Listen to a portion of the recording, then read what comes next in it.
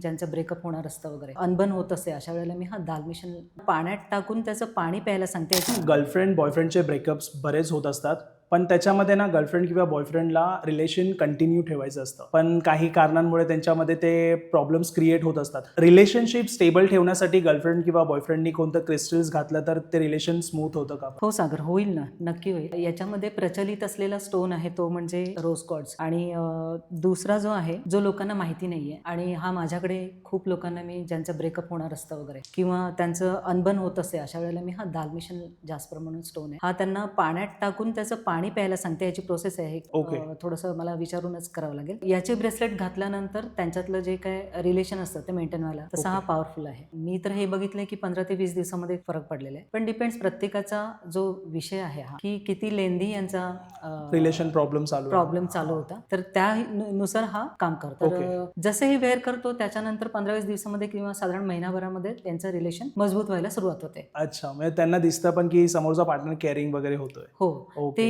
एकमेकांबद्दल केअरिंग होता.